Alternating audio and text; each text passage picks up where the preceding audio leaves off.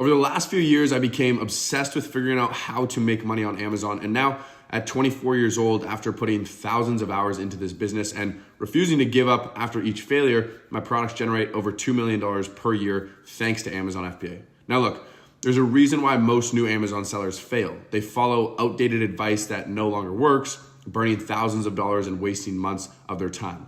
But here's the truth. If you know what works right now, you can absolutely build a profitable FBA business from scratch, even if you've never sold a product in your life. And today, I'm gonna show you exactly how to do it. This is what my sales have been looking like recently. They're a little bit higher over the past week or so just because we had Prime days that were coming up for us. And this is from my main account. I have about 3 different brands with different business partners. I'm also launching a new product as we speak. And I'm also starting a new skincare brand as we speak. I'm not sure if I'll reveal that or when I'll reveal what the product is, but I might plan to kind of film the process of that as I build up this new brand to show you guys my journey. Now, I'm gonna try my best to include every single detail in this process so you can take this info and start making some serious cash with Amazon. Whether you've tried selling on Amazon and failed, or you're a complete beginner who doesn't know where to start, this video is for you. Today, I'm gonna walk you through step-by-step how to start a successful Amazon FBA business from scratch. And yes, we're going to cover everything you need to know. How to pick the right product that actually sells, the real way to find suppliers that won't rip you off, and how to launch your product like a pro, even if you have zero marketing experience. And stick around to the end because I've got a bonus strategy that'll help you scale your Amazon business with ease. So trust me, you don't wanna miss it. So first, let's break it down. What is Amazon FBA and why should you care? Well, Amazon FBA stands for Fulfillment by Amazon, and it's basically a hands-off way to run an e-commerce business. And it's not 100% passive. There's no such thing as a completely passive business. But by utilizing FBA, you can remove yourself from daily operations much faster than any other business model I know of. I say this because Amazon stores your products in its warehouse, packs them, ships them, handles customer service, and even deals with returns. And on top of that, you get access to Amazon's massive customer base, especially Prime members, right? So, which means you don't need to worry about building an audience from scratch. This removes 90% of the headaches that stop most people from starting their own business. You don't need to worry about running to the post office every time you get an order or filling up your house with products waiting for them to sell. Amazon does it for you, which really frees up most of your time to focus on the important stuff like working on marketing campaigns and improving your product to stand up from competition, which helps grow your sales. If you haven't already, I'd create your Seller Central account and familiarize yourself with the FBA program. This is where it all starts. And remember, this is the foundation of what we're going to build on. But keep in mind, none of this matters if you don't choose the right product. Pick the wrong one and no amount of great customer service or fast shipping will save you. So how do you find the winning product? That's exactly what we're going to cover next. So this step is crucial. Choosing the right product can be the difference between making millions or watching your money go down the drain. The good news is there's no secret strategy. We can use tools to analyze data that determine demand, competition, and profitability. Most sellers fail because they get this wrong. They either choose something too competitive, going up against established brands with thousands of reviews, or they go the complete opposite direction, finding a product with very little competition, only for it to be something no one actually wants to buy. And both of these will kill your business before it even starts. So here's what you need to do. Use the right tools. So tools like Helium 10, Jungle Scout, Viral Launch are your go-to here. Personally, I've been using Helium 10 for all my successful products for the past few years. I've found it to have the most accurate info, and because I've had so much success using their tool, they gave me discount codes that you can use to get either 20% off their monthly plan or 10% off the yearly plan. So I'll leave those codes in the description so you guys can use them. Number 2, look for demand and competition balance, right? So pick products that have high sales volume but low competition. And when it comes to average reviews, a lot of Amazon gurus will actually steer you in the wrong direction. So most people say choose products that have high demand and ideally low amount of average reviews. But the issue with that is most people are going to steer you in the direction of 500 max average reviews or below that. And the influx of new sellers for those kind of products is going to be really high because that's what everyone's going after. And so we've actually had quite a bit of success lately launching products that most people would deem competitive that have maybe 1,000 average reviews, maybe even more, but we've differentiated them enough in order to stand out and do well in those markets. We'll talk about differentiating a little bit more on a further slide, but keep that in mind. You don't have to go after products that have super low average reviews. Number 3, you want to check the price point. I wouldn't sell anything below 25 to 30 bucks just because your profit margin will be pretty slim after cost of product, fees, advertising, all of that. So 25, 30 bucks minimum. And I like selling higher ticket products. You typically have a better net profit on them. So if you can sell something that's 50 bucks or 100 bucks, yes, it's going to cost more, but your net profit will be greater. But here's the thing. Not every product can be sold on Amazon, or it requires additional steps to get approved by Amazon that I wouldn't recommend for beginners.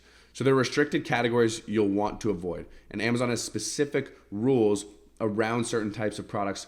And so if you're not careful, you can end up wasting time and money on something you can't even sell, which is what happened to me, my first product. So some of the restricted products and categories include pesticides, right? Anything that contains harmful chemicals is highly regulated, so you'll need special approvals, and even then it's still risky. Explosive and fireworks, this one might sound obvious, but it's worth mentioning. Don't try to sell anything explosive on Amazon. Medical devices. If you're thinking of selling health-related products like thermometers or blood pressure monitors, you're entering a heavily gated category that requires approval. Children's toys with safety concerns.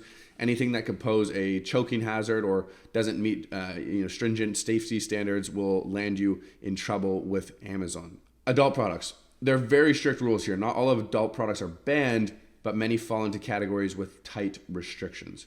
By the way, there are many other restricted products and categories, so be sure to double check Amazon's restricted products list to avoid getting your account flagged. So now that you've found a product that fits the criteria, there's one more key element, which is differentiation. Even after matching all the right criteria, demand, competition, profitability, you still need to stand out from the crowd. And this is where many new sellers fall short. So they find a great product, but it looks exactly the same as every other listing in the niche. And differentiating your product can be the make or break factor in beating your competitors. It's not just about being another option, it's about being the best option. And so when done right, product differentiation increases your conversion rate, boosts customer loyalty, and gets you those crucial 5-star reviews. So once you've selected your product, ask yourself, how can I make this better? Think about what's missing from competitors' products. It could be an improved design, functionality, or even how it's presented to the customer. And so let's take a look at a couple of ways to differentiate your product. The main 2 ways are this. You can either add some sort of bonus item / bundle to your product, or you can actually improve the function or design. So this product on the left here, this is a product that we sold. This was the first successful product I had. And you can see we did some bonus items to provide more value. And these are things that are related to the main product. They're not going to cost a lot more in terms of the cost per unit, because these are more angled to be a gift for the customer when they buy it. Versus the one on the right here, same product, but slightly different function and design, right? It's a bit more heavy duty. It's got the shoulder strap. It's a bit bulkier. So the function is a little bit more heavy duty, as I mentioned. Now, I would say nowadays, because Amazon's more competitive, the way which is going to bring you the highest return on your investment is typically going to be making the function or design stand out. But I've also had many products, do well with bundles or bonus items, or even improving upon the branding, making the packaging better, the branding better overall. So keep that in mind. Now, don't just rely on online tools. You can look around you as well, right? Take note of everyday products that might seem boring but solve real problems. Sometimes the best opportunities are hiding in plain sight. And remember, even after you've found a great product idea, double check to ensure it's not restricted. And even if other listings exist on Amazon for the product, do a mock listing yourself and see if you're allowed to post it. Because I've had issues with my first product, which was a money gun. And even though there were multiple listings already getting tons of sales, Amazon denied my listing due to the fake money. So make a list of potential products, evaluate them based on demand, competition, and profitability. And most importantly, think about how you can differentiate your product to stand out.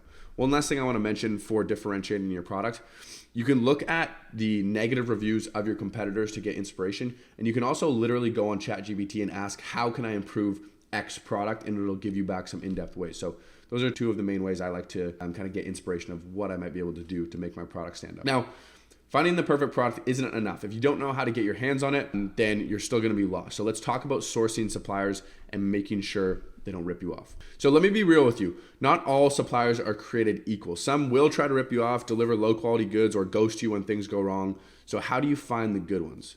Well, your supplier directly impacts the quality of your product, shipping times, and ultimately your customer satisfaction. So mess this up and you could end up with refunds, bad reviews, both of which kill your Amazon ranking. So number 1, finding your supplier. So You've got Alibaba and global sources for international suppliers. And if you're looking for domestic, Thomasnet is a great option. I'm actually working with a couple of suppliers that I found from Thomasnet as we speak for this new brand that I'm launching. But most of the time, I'm going to be working on Alibaba for the suppliers that I'm going to be using for most of my products. Now, you want to evaluate suppliers, right? Always request samples from multiple suppliers, compare the quality, and communication is key here. A supplier that's slow to respond or vague in their answers, this is a major red flag. You want someone who's timely and transparent. So setting up your seller account. Before we dive deeper into supplier relationships, let's make sure you've set up your seller account. It's essential to get this foundation right before you can start listing and selling your products. So there's a couple of different account types. We have individual plan. This is suitable if you're selling fewer than 40 items per month. You'll pay a fee for each item sold, but here's the thing. If you're doing private label, you're likely going to sell a lot more than 40 items a month, and you need the additional features. So the individual plan will not cut it long term. So professional plan is what I recommend getting. For anyone serious about scaling their business, the professional plan is a no-brainer. It's a fixed monthly fee and gives you access to a suite of tools to manage and grow your store. So here's what you kind of need to put into this. You'll need to provide a valid ID and contact details to verify your identity. And then business information. So if you haven't set up an LLC yet, this is the perfect time to do so. Having a legal business name, address, tax identification number will make the process smoother. So you can use someone online like LegalZoom to help set up your LLC. Or if you're in Canada, you can set up a corporation and use Business Development Center Canada. And I would set your business up first and then use that information to sign up for your seller account. You'll also have to put in your bank details because Amazon needs a place to deposit your earnings. So make sure you've got a bank account set up for your business so you can easily track your cash flow. So building a solid relationship with your supplier is crucial. When you have a good rapport, they're more likely to prioritize your orders, offer better deals, and provide top quality products. But how do you build that relationship as a beginner? So here's a few actionable steps.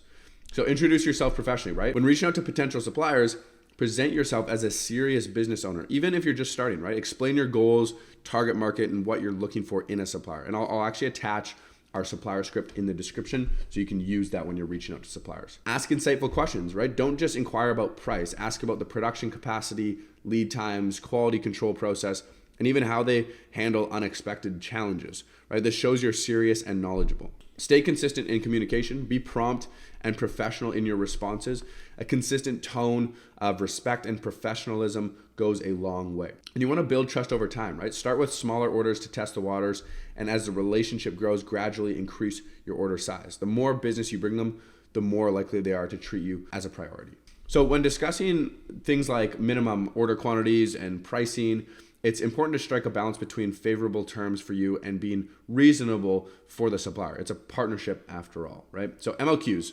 Suppliers usually have minimum quantities they're willing to produce in one order, but you can pretty well always negotiate MOQs. I always tell people that these are somewhat bullshit, if you will, that these things are always going to be negotiable when suppliers have MOQs. So try to negotiate down if their MOQ is too high for your budget, but you don't want to push too far or you risk souring the relationship. You also want to make sure that you leverage suppliers against each other as a negotiation tactic. And what I mean by this is once you start to reach out to suppliers, I would suggest reaching out to 20 to 30 different suppliers. You'll get back multiple quotes and you want to leverage these prices against each other, right? Like if you're getting a $5 per unit for one supplier and another supplier is giving you $3 per unit, literally take screenshots of that person who's coming in at the cheaper cost, send it to the one that's more expensive and say, if you cannot come down in price, then we're going to have to move on, right? So leverage the pricing from other suppliers against each other. Now, even if you found a great supplier, you still need to ensure that the products they deliver meet your quality standards. And this is key to maintaining good reviews and avoiding costly returns, right? So here's some actionable steps for quality control. Request product samples, right? Before placing any large orders, ask for samples of your products to evaluate the quality. Test it yourself to ensure it meets your expectations. Number 2, implement a clear quality checklist. When placing orders, provide your supplier with a detailed quality checklist. This can include product specifications, packaging requirements, and really any additional instructions to ensure consistency. And then you want to use a third-party inspection. This is what I have up here on the screen. This screenshot is from that first product that did well for us, the smell-proof bag. And you can see the overall inspection result says pending. Oftentimes, the inspection agency will leave it to you to make the final decision whether or not it's passed. If there's a lot of major issues in it, then they'll usually have it as a failure. But most of the time, if you're doing your due diligence, it'll be pending and up to you. And there'll be minor details here and there that you have your supplier fix. So as I said, for larger orders, consider hiring a third-party inspection service to visit the factory and check the quality of your products before they ship. And it's an added expense, but it's only about $100 to $200. And it can save you a lot of headaches and a lot of money down the line. If you were not to get it, you'd get a bunch of negative reviews, a bunch of returns, which would cost you a lot more money. So now let's talk about Amazon product listing. So think of your Amazon product listing as your storefront. It's the first thing potential customers see, and it has to do two things: attract attention and convert visitors into buyers. So poorly optimized listing means fewer sales, no matter how good your product is. You want your listing to rank high in Amazon searches and convert as many visitors as possible. So number one, keyword research. We can use Helium-10 to find relevant search terms, and you want to make sure your most important keywords are naturally included in the title, bullet points, and description. Number two, you want to create a killer product title. Keep it under 200 characters and make sure it's clear, concise, and you want to have your most relevant keywords here. Number three, bullet points and description. So highlight key features, but focus on benefits. Why should they buy your product over the competition? What sets you apart? And so here's where many sellers miss an opportunity. Your product description should not only provide details, but tell a story that actually connects with your customers. Great brands do this all the time. And the best example, Nike. So Nike doesn't just tell you that they sell shoes, they tell you a story about becoming the best athlete in the world and taking action with their iconic "Just Do It" slogan. The product becomes more than a pair of sneakers. It becomes part of your journey to greatness. So how can you do this in your Amazon product description? Let's say you're selling a yoga mat. You don't just list the materials and dimensions. You tell a story about how this mat is going to enhance the buyer's yoga practice, right? You're selling the experience of getting more flexible, de-stressing after a long day, or starting their day with energy. The mat is a tool in their journey toward better health and mindfulness. By telling a story that resonates with your target customer, you create an emotional connection that turns a maybe into a sale. To a degree, customers are buying the story, not just the product. Now for imagery, these can either make or break your listing. It's not just about showing the product, it's about presenting it in a way that grabs the attention and convinces people to buy. So we have the main image, and this is gonna be your image where you wanna show everything and anything that's included in your product. This is also known as the hero image. We then have lifestyle images, show the product in use, right? If you're selling the yoga mat, have a photo of someone using it in a calm, zen-like setting. This is gonna help customers visualize the product in their own lives. And then infographics. So use images that highlight key features or explain why your product is better than the rest. So how do you get these high quality images? You've got a few different options. So do it yourself. If you have a good camera or even a newer smartphone, you can technically DIY product images, but you'll need good lighting. Natural light works well, a clean background, white is standard, and possibly some editing software. There's free tools like Canva, but for better results, you might want to invest in something like Photoshop, and it would cost you, $0 to $50 if you DIY, depending on the tools you already have. Personally, I wouldn't recommend doing that. Amazon product photography is crucial to your success. And so you ideally want to have someone who's professional with specifically Amazon product photographer, which takes me to my next point, hire a professional. If you want high quality lifestyle photos, you may want to hire a professional Amazon photographer, and they're aware of the specifications Amazon requires, right? And they'll provide you very high definition photos. So you can freelance photographers on platforms like Upwork or Fiverr, and you can expect to pay anywhere from $400 to $600 or more for a full product shoot, depending on the photographer's experience and number of images you need. To give you an idea on number of images, I would usually go 1 main image, 3 infographics, and 3 lifestyle, so 7 total. Number 3, you can also get 3D renders, and we've actually been using this a lot lately. So this is something that I've been doing recently just because it's slightly easier and it is more affordable, and the results still come out pretty well. So these look very high quality, and they're usually cheaper than hiring a photographer, costing around $200 to $300. So you can literally have your supplier take pictures of your product, send them to the rendering artist, and then they'll get these done for you. You don't actually have to physically send your product to any photographer because they're renders. So getting your product to Amazon's fulfillment centers is crucial. Mess this up and you're looking at delays, or worse, Amazon refusing your shipment. And so a smooth shipping process means your products are live and selling faster, right? Any hiccups here and you're losing time, money, and potentially your sales momentum. So number 1, labeling. Make sure each product has an FN SKU.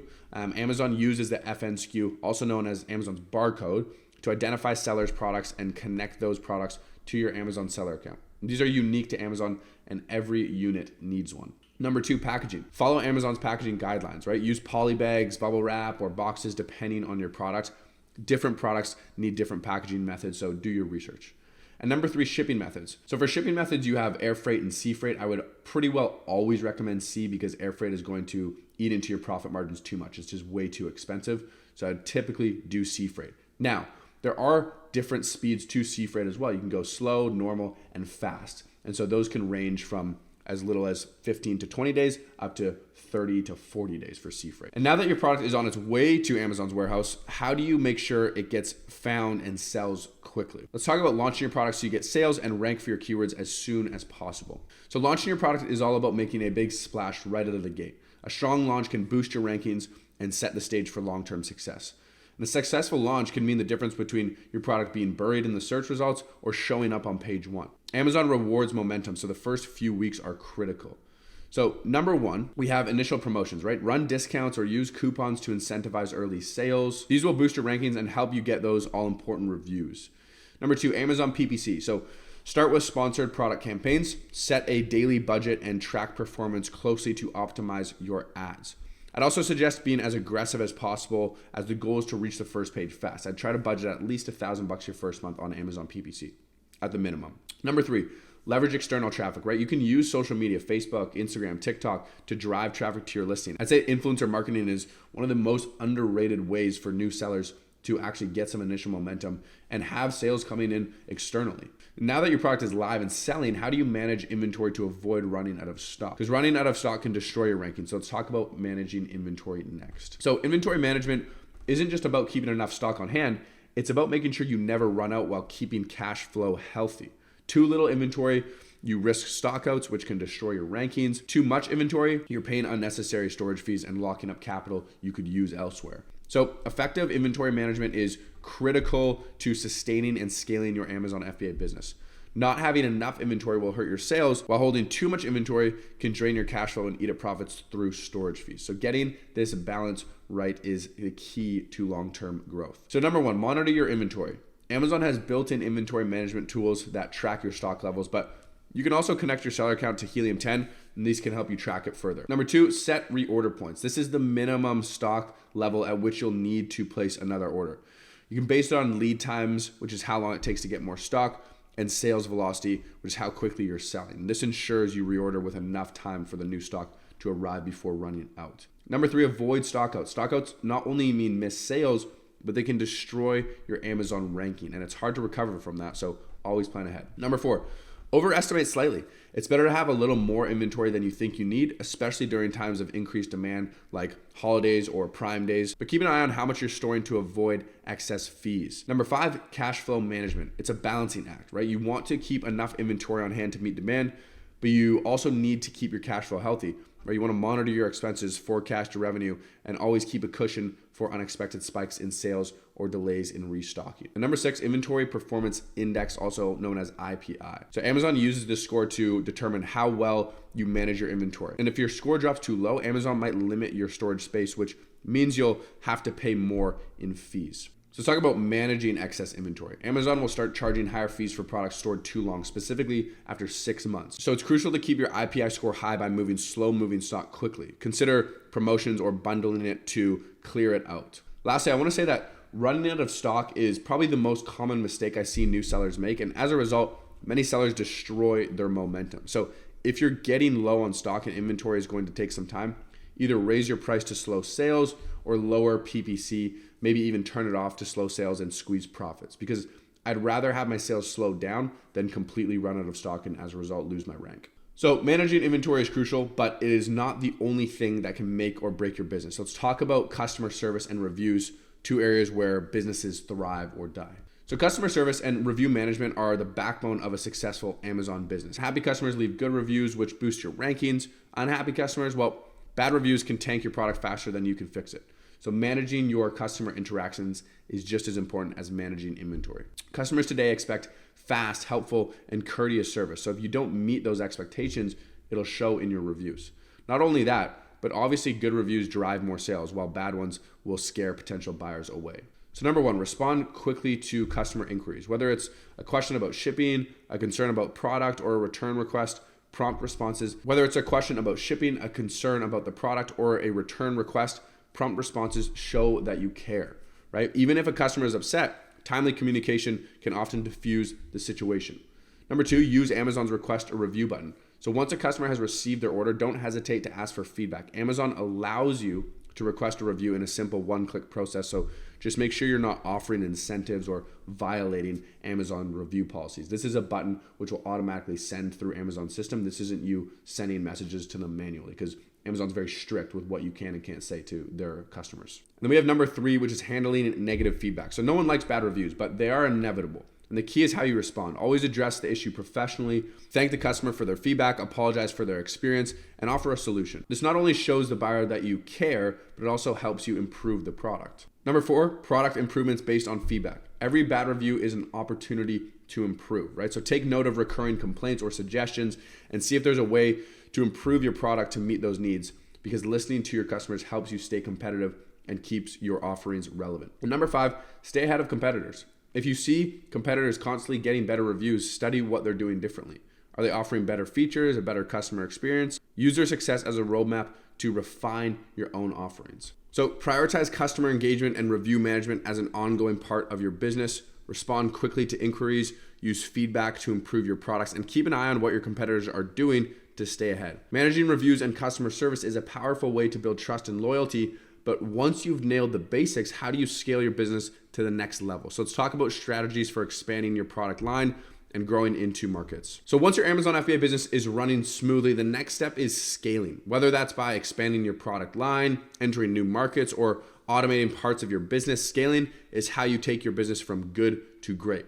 And scaling your business increases profitability, and it helps protect you from relying too heavily on one product or one marketplace. So diversification is key to long-term success. So number 1, product line expansion. Introduce new products within your niche, right? This not only increases your revenue streams, but also helps create brand loyalty. Customers who like one of your products are more likely to buy another. Number 2, entering new markets, right? So consider selling in Amazon's international marketplaces like Europe or Japan, but remember each market has its own demand, legal requirements, and shipping logistics. So do your research before expanding. Number 3, brand building, right? Enroll in brand registry to protect your brand from copycats and access tools like A+ content, which lets you create enhanced product descriptions. My suggestion is to actually do this right away, as it'll help increase your conversions overall. And number 4, outsource. As your business grows, consider outsourcing tasks like customer service, content creation, listing design, inventory management, etc. This frees up your time to focus on high-level strategy. As you grow your business, you'll also need to ensure you're staying compliant with Amazon's ever-changing policies. One misstep here can be costly. Compliance isn't glamorous, especially if it affects your listing, but it's absolutely essential. Amazon has strict policies for sellers, and violations can result in suspension or even a permanent ban. So you need to stay on top of policy changes to keep your account in good standing. Amazon's policies are designed to protect customers, and if you break the rules intentionally or unintentionally, you could lose everything. So here's how to avoid these missteps. So number 1, understanding Amazon's policies. Regularly review Amazon seller policies and guidelines to stay informed about any changes. Subscribe to Amazon seller updates or forums to stay in the loop. Number 2, adhere to the terms of service, right? Make sure your business practices are always aligned with Amazon's rules. Avoid prohibited actions like incentivizing reviews, manipulating sales rank, or selling restricted items. Number 3, intellectual property rights.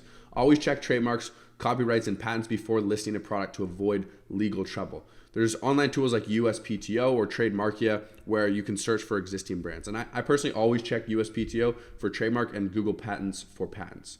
I also hire someone on Fiverr for doing my trademark and further patent checks to ensure I'm not infringing on anyone's brand or patent. Number 4, tax obligations. So ensure you're aware of your tax obligations. Amazon will collect sales tax for you in certain states, but you'll need to handle income taxes. It's often a good idea to consult a tax professional to keep everything in order.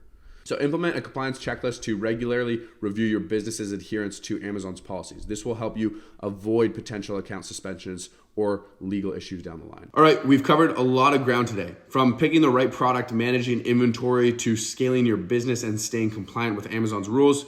You now have the blueprint to build a successful Amazon FBA business from scratch. Remember, it's all about taking consistent action and making data-driven decisions as you grow. So start applying these strategies today, whether you're just setting up your seller account or you're actually getting ready to scale into new markets. If you found this video helpful, drop a like and check out my video on how my life changed from $10,000 per month to $100,000 per month.